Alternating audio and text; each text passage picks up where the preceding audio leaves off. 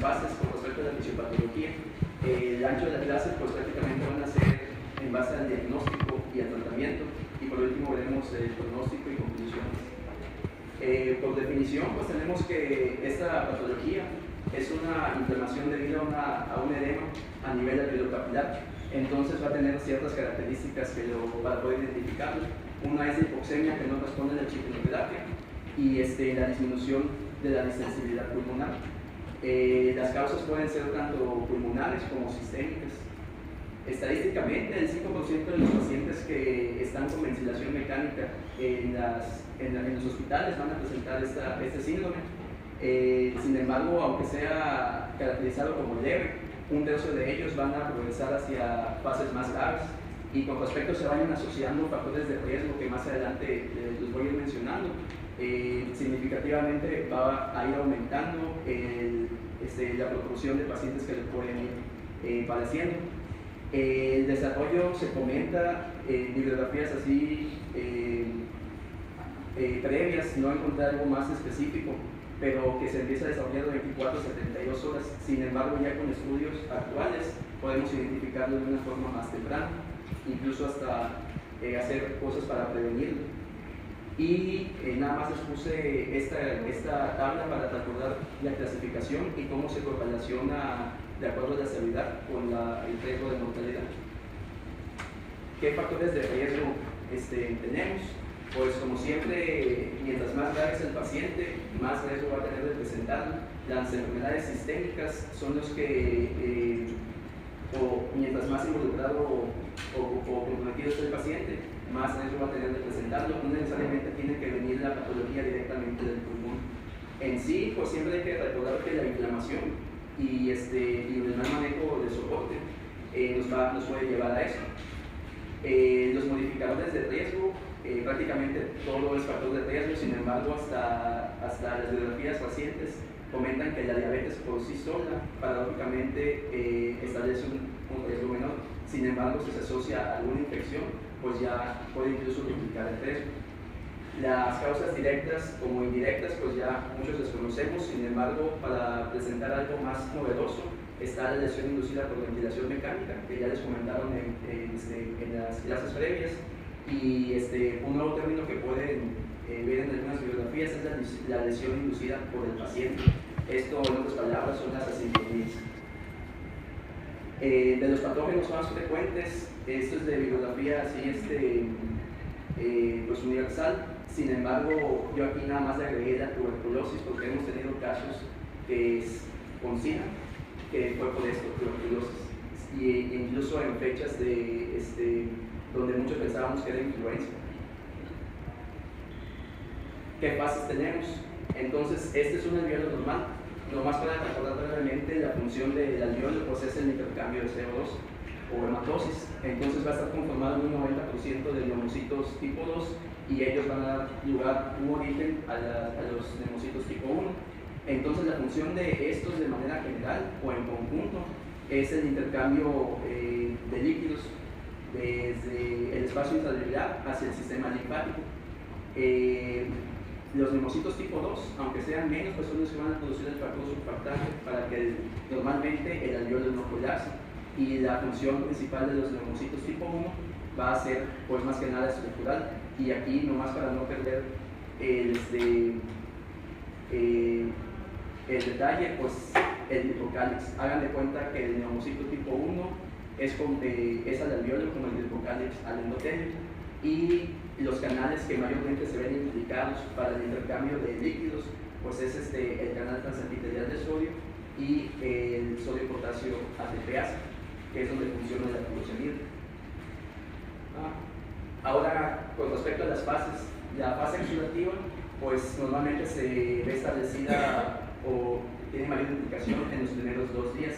Sin embargo, hay que tener en cuenta que estas fases se solapan, e incluso estas, si no hay un buen manejo, que actualmente pues es más asociado al mal uso de la ventilación mecánica, se puede extender hasta los 7 o más días, incluso en la fase ya después de la proliferación. En este caso, lo que va a pasar es que va a haber una lesión, independientemente si es por algún patógeno o alguna otra comorbilidad que esté descompensada, incluso una mala sedación, se va a asociar a la activación de los macrófagos alveolares.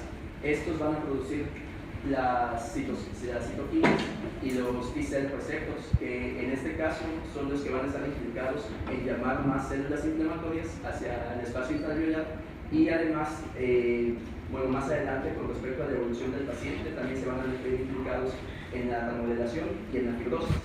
Entonces, siempre va a ser una regulación y contrarregulación. Lo que va a pasar acá pues va a ser la destrucción de los neumocitos tipo 2, se pierde el surfactante, y de los neumocitos tipo 1, así como por lo tanto se van a abrir los espacios intracelulares y va a pasar más fácil el líquido.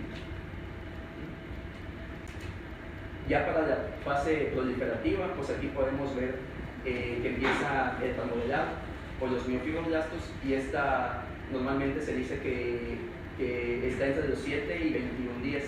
Entonces aquí lo que puede suceder si no se da el tratamiento ideal de la causa que llevó a esto es que el neutrófilo principalmente va a tener un cambio reológico. Entonces, por así decirlo, se va a inflamar, se va a solidificar y va a ser más difícil que regrese a la circulación normal.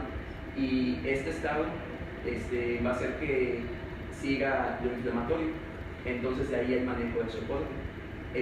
A partir entre el día 5 y 7 es cuando va a haber, si todo va bien, va a haber nuevo condicionamiento y nueva regeneración de lo que son los neumocitos tipo 2, por lo tanto neumocitos tipo 1 se van a ir cerrando los espacios intracelulares, y es cuando también junto con ellos se van a ir produciendo nuevamente los canales de sodio, potasio, TPasa y de DNAC, que van a hacer que se empiece a depletar lo que es el edema.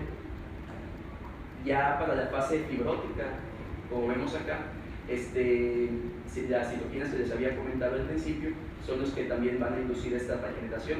Hasta ahorita no hay un fármaco que pueda inhibir esta fase, porque esta fase, dependiendo del daño que hubo previamente o del daño que podamos seguir produciendo con el ILE o el mal manejo de la ventilación mecánica, es lo que nos va a llevar a las secuelas, porque vamos a tener un pulmón o más bien un alveolo más comprometido con respecto a la confianza. De aquí es como se van solapando cada una de las fases, y aquí nada más agregué lo del glucocálix, que cuando termina prácticamente la fase exudativa, con la recuperación de los neumocitos y demás, cabe resaltar que el glucocálix también, después de una lesión, entre estos días es cuando se regenera. Entonces también puede estar implicado en la fisiopatología.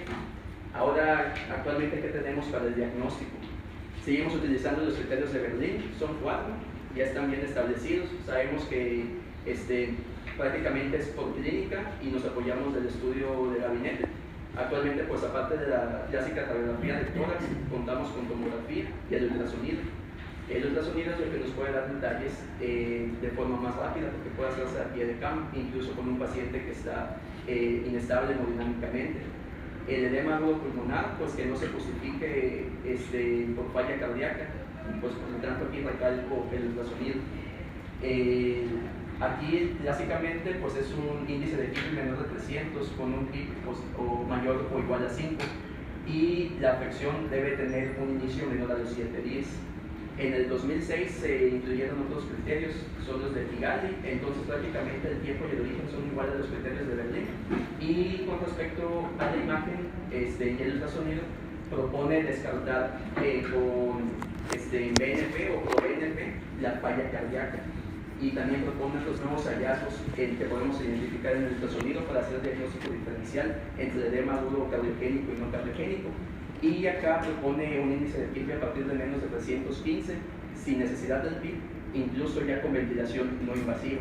Por lo tanto, actualmente la ventilación no invasiva, si estamos viendo que tienen volúmenes TIRAL altos, a pesar de que no tenga alguna contraindicación, podemos detenerlo, porque a la larga nos va a hacer un daño alveolar.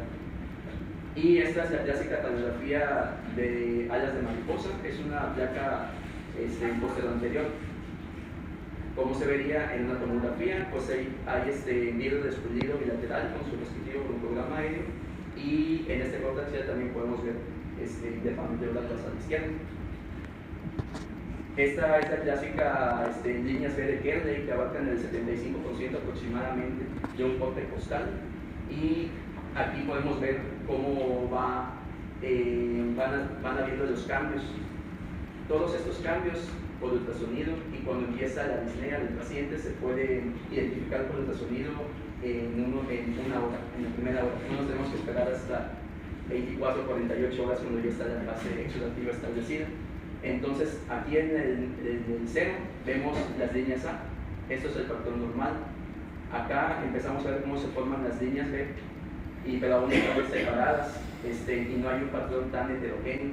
Entonces, acá es un poquito más difícil de identificar entre un edema agudo de causa cardiogénica o no. Donde sí nos podemos dar cuenta es en la línea pleural, si está muy engrosada. Aquí pues ya están más uniformes las líneas B, y acá podemos ver incluso atelectasias y broncodrama aéreo, y un patrón heterogéneo, que eso va a hacer la diferencia con el edema cardiogénico. También tenemos que considerar cada vez que aumentamos el PIB o que hacemos algún cambio de la oscilación que no repercuta en el ventrículo derecho, es lo ideal, y descartar que el ventrículo izquierdo tenga una función adecuada y que el septum del ventrículo derecho no esté repercutiendo o no se pase hacia el lado izquierdo. Y acá están las diferencias entre el edema agudo cardíaco y porcina. Entonces prácticamente la línea pleural va a estar más delimitada o más, o por otro lado más engrosada y heterogénea en el SINA. El patrón acá va a ser homogéneo, y acá es heterogéneo. Podemos ver también el programa aéreo, y aquí no se ve, pero el diámetro de la vena cava si está más de 23 milímetros, se orienta hacia una falla cardíaca. Entonces de ahí podemos dirigir el tratamiento de soporte de manera más temprana. Ahora, con respecto a cómo ir identificando la etiología, primero pues lo que todos hacemos, cultivo, también es importante pedirlo cultivo si se identifica otro foco de infección, porque acuérdense que la patología pues es inflamatoria más que nada, incluso el lavado broncoalveolar. Si en dado caso empezamos tratamiento empírico ya con los cultivos, el paciente no demuestra mejoría, nos tenemos que ir hacia la identificación de patógenos atípicos, como los que les mostré en la primera tabla, e incluso solicitar citología para descartar tuberculosis o algo neoplásico. Si no mejora, no quiere decir que no pueda estar solapado alguna enfermedad autoinmune o dos infecciones a la vez. Entonces podemos pasar a la tomografía en busca de algún patrón que nos demuestre autoinmunidad o malignidad, más aparte de lo que nos aporte el citológico. Y ya si de plano aquí no encontramos un diagnóstico específico, lo último que nos queda es una biopsia pulmonar. No he encontrado algo más. Esto es una bibliografía del 2018. Del 2019 no muestra un algoritmo, o sea, que nos indique algún estudio que se pueda utilizar para llegar al diagnóstico, porque acuérdense que el tratamiento inicial, o sea, de base, es identificar la causa y corregirla. Aquí este es el recuento celular normal de un lavado broncoalveolar, y aquí podemos ver una tinción Gregor-Cott que muestra la neumocistis filovecha, y acá pues es el patrón histológico normal con hemorragia y edema alveolar del SINA característico. Ahora, respecto al patrón de la tomografía, vamos a tener los diagnósticos diferenciales más específicos. Entonces, esta es una tomografía de una fibrosis pulmonar idiopática que muestra vidrio despulido y condensaciones. O sea, la condensación es difusa. Entonces, si encontramos esto y lo previo que ya les comenté con cultivos, lavado broncoalveolar, no nos da algo, no identificamos algo, pues tenemos que irnos hacia acá, algo autoinmune, y considerarlo neoplásico. Si nos da un patrón de fibrosis, y como vemos en este caso, con broncodrama y una neumonía intersticial usual, porque aquí se puede dividir en neumonías usuales e inusuales. Ya podemos irnos con todos estos diagnósticos. Si nos da un patrón nodular o micronodular, por ejemplo, este es un caso de sarcoidosis, también podemos considerar una vasculitis, incluso dirigida solamente hacia el pulmón o tuberculosis. Y este es un patrón de mosaico quístico, entonces es un paciente con linfangioliomatosis, pero normalmente en esta patología también se pueden encontrar las bulas. Y es un bucle que tiende hacia el asa tiende hacia la horizontalización, y es lo característico de todos los patrones restrictivos del SIDA y de las patologías previamente mostradas en las tomografías.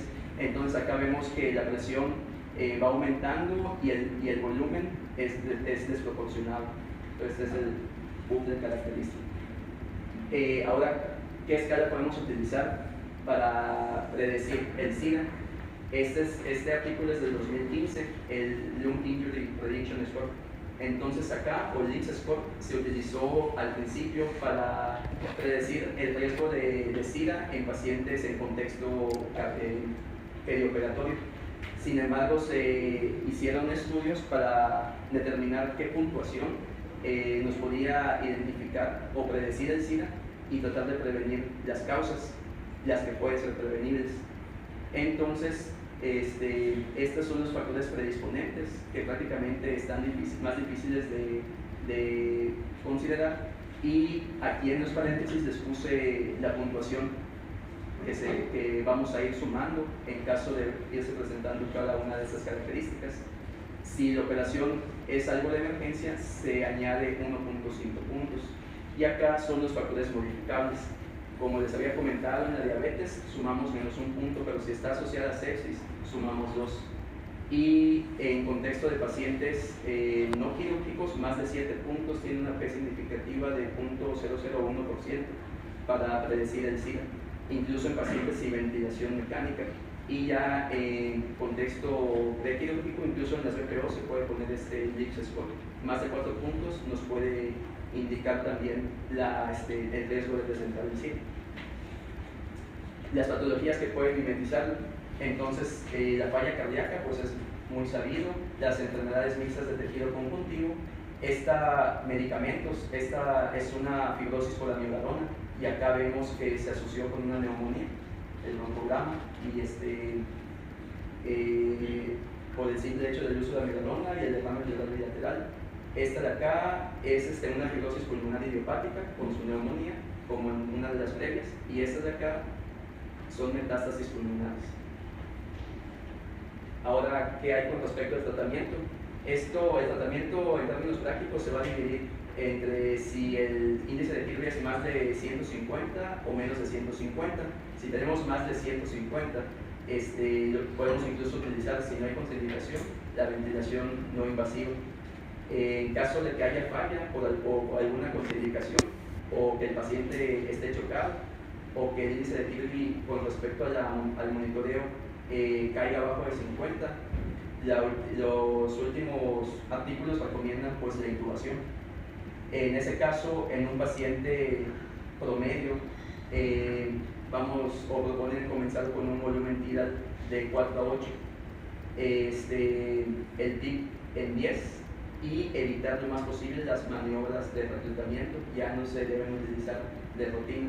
El FiO2 necesario para mantener una saturación entre 88 y 94% por el riesgo de hiperoxemia, y la fórmula que habitualmente utilizamos para ir batiendo el CO2, pues debemos considerar no utilizarla en casos de exacerbación de POC o asma, o que haya broncoespasmo, porque va a haber atrapamiento aéreo. Entonces, aquí si no se cumplen estas metas, pues vamos a llevar al paciente al aumento del PIB. Nada más aquí el único cambio es que cada vez que aumentamos PIB, estás valorando el ventrículo derecho. En el caso de el demás monitoreo, pues aquí se tienen los parámetros que les voy a explicar más adelante.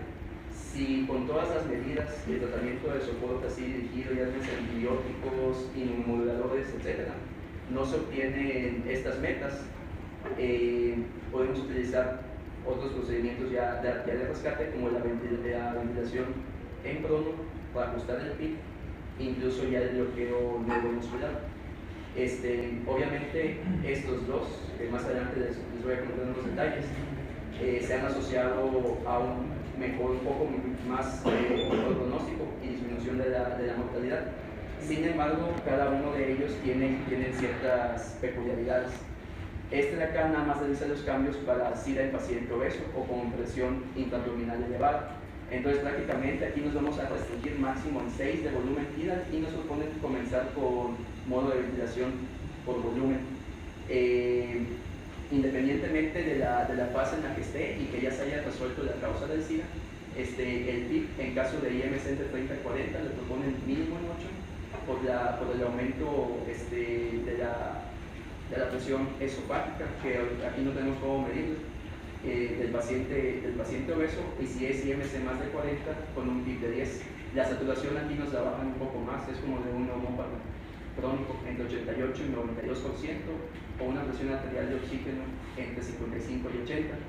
En caso de hipoxemia, en vez de aumentar PIB, nos recomiendan aumentar el FiO2 o incluso aumentar la frecuencia respiratoria. ¿Por qué? Porque se ha visto que los pacientes con obesidad son los que tienden más a la falla del ventrículo derecho. Entonces, de igual manera, nos dicen que hay que descartar la distensión abdominal. ¿Esto por qué? Porque el aumento de la presión intraabdominal, incluso hay un artículo que ya no me alcanzó el tiempo de ponerlo, máximo, o no podemos pasarnos, o sea, del PIB. Si tenemos, por ejemplo, 15 de presión abdominal, no debemos pasarnos más de 15 de PIB. ¿Por qué? Porque vamos a tener algo que se llama ergotrauma. Entonces, una afección que es un miotrauma del diafragma, vamos a comprimir con el PIB y con la presión intraabdominal, y esto va a generar lo siguiente, lo que más adelante les voy a explicar. Y aquí lo que es el driving pressure, que ya les habían comentado previamente, se puede hacer una fórmula para ajustarlo al paciente obeso, que es con respecto a la presión intraabdominal, y si no tenemos cómo medirla, tenemos un driving pressure máximo de 17 en este contexto, y la saturación igual 88-92%. Si no se resuelve, utilizamos las mismas terapias de rescate, por así decirlo. Y aquí tenemos las metas específicas. Entonces, una presión pico o presión máxima, idealmente menos de 31, pero hay permisibilidad de 35. Excepto en pacientes que ya tienen antecedente de POC o fibrosis pulmonar, no nos debemos pensar en esto porque siempre van a tener la presión máxima o pico elevada. La presión meseta, idealmente menos de 24, pero podemos tener un máximo hasta de 28. El driving pressure, que normalmente ya no se recomienda tanto para el paciente obeso, idealmente de 15, menos de 13, máximo 15, y algo que se está usando últimamente es el driving pressure o la presión transpulmonar dinámica, que va a ser la resta de la presión pico menos el PIB. Y acá pues el PIB máximo que nos recomiendan es de 15, idealmente. Si todo esto no funciona, también nos podemos basar en el poder mecánico. Aquí está la fórmula. Todos estos parámetros los podemos identificar. Hacemos la fórmula y normalmente nos tiene que dar entre 17 y 28 joules. Entonces, ¿esto por qué? Porque tenemos varios alveolos. Si los alveolos, no todos los alveolos van a tener las mismas características, hay unos que van a ser más reclutables que otros. Entonces va a haber una mala disipación de la energía o de la fuerza mecánica, y esto se va a medir con el poder mecánico, que no nos lo va a determinar ni el PIB ni el driving pressure, por ejemplo. Entonces, lo poco que nos queda, en otras palabras, para explicarlo, lo poco que nos queda sano del alveolo, lo vamos a sobredistender y vamos a ocasionar de esta manera una lesión alveolar. Para eso se puede utilizar.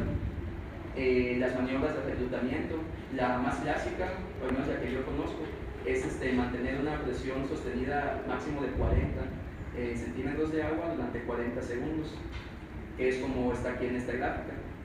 Sin embargo, ya tiene 35, entonces máximo 40. Descartar distensión abdominal.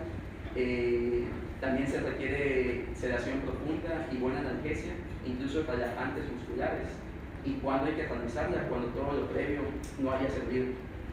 Y que no haya inestabilidad hemodinámica, si no nos vamos a llevar el ventrículo derecho. Y ¿Cómo podemos saber si esta terapia nos va a servir? Con el patrón tomográfico. Acá tenemos mayor parte del parénquima comprometido y acá no. Y aquí, si hacemos o si utilizamos un PIB más alto o utilizamos maniobras de reclutamiento, pues sí hubo mucha mejoría. Sin embargo, si no hay tanto compromiso, vamos a hacer más daño por el bleeding que lo que tratamos de beneficiar al paciente. Entonces, dependiendo también del patrón tomográfico, es para saber si nos va a ayudar o no el PIB alto o maniobras de reclutamiento. Y si no funciona esto, pues nos pasamos a lo que es el ECMO de una vez. Ahora, ¿qué es lo que pasa cuando utilizamos el PIB muy alto? Va a haber algo que se llama como desreclutamiento capilar pulmonar. Esto va a hacer que el edema no pueda depletarse y también va a comprometer, va a haber compromiso a nivel linfático. Entonces, por más que pongamos o que limitemos líquidos dentro del alveolo, va a seguir habiendo ese espacio por esa cantidad de agua por exceso de PIB y que comprime el capilar y los ganglios linfáticos. Ahora, ¿qué hay de nuevo con respecto a lo de a los relajantes musculares? En el 2010 salió el Acurasis, que dice que durante las primeras 48 horas el cisatracúdeo mostró mejoría con respecto a los pacientes, y este año, que es lo que les pasó al doctor Paul, salió el estudio Rose, donde dice que el bloqueo neuromuscular se asociaba a mayor mortalidad. Sin embargo, en los pacientes donde se utilizó eso, la sedación era excesiva y mayormente fallecieron por complicaciones cardiovasculares, de ahí no abusar del tratamiento de soporte. Pues. Entonces, valorar y reflexionar sobre el uso o no del bloqueo neuromuscular, que prácticamente va a ser en asincronías y presiones pico elevadas. Los glucocorticoides no deben ser administrados de rutina. Por sí solos no van a beneficiar del SIDA. Sin embargo, hay ciertas patologías en específico, como por ejemplo una neumonitis por quimioterapia, neumocitis filovechi severa, una exacerbación de asma y EPOC donde sí sean necesarios. ¿Y qué repercusión puede tener esto? Pues la miopatía del paciente crítico, que más adelante pues, va a dejar con mayor secuela al paciente y difícil retiro de la ventilación mecánica. El estudio Proceva pues, es el que habla de la donación del paciente. Se ha visto que entre 16 y 18 horas al día, indicado cuando un índice de Kilby está en menos de 150, es cuando ha habido mejoría. Sin embargo, siempre junto con va de la mano con el manejo integral, volúmenes tiras bajos, hay relajantes musculares, hemodinámicamente estable y sin ninguna otra contraindicación. Y se considera que hay respuesta favorable hacia esta maniobra cuando aumenta el índice de Kilby un 20% y disminuye el PCO2 1 milímetro de mercurio. Las contraindicaciones y complicaciones respectivas de la donación, nomás para recordar. Y aquí el ECMO, que prácticamente, si después de todo lo previo no hay mejoría, vamos a dar chance entre 4 y 6 horas y tampoco funciona sola, requiere de otro tratamiento de soporte. Entonces, no hay una bibliografía no he identificado una bibliografía que marque puntualmente cuáles serían las indicaciones, sino que si ya todo lo demás falló, pues nos lo llevamos al ECMO. Y en unos casos marcan que si con FIO2 y todo lo demás no funciona, se mantiene un Kilby de menos de 50 u 80 con repercusión hemodinámica o el pH menos de 7.2, pues ya nos vayamos directamente hacia eso. Que lo conozcamos es una cosa, que haya acá es otra. Las terapias no recomendadas en SIDA: no aspirar por rutina, los bronquiodilatadores y broncoespasmo pues no están indicados por sí solos a menos que haga falta.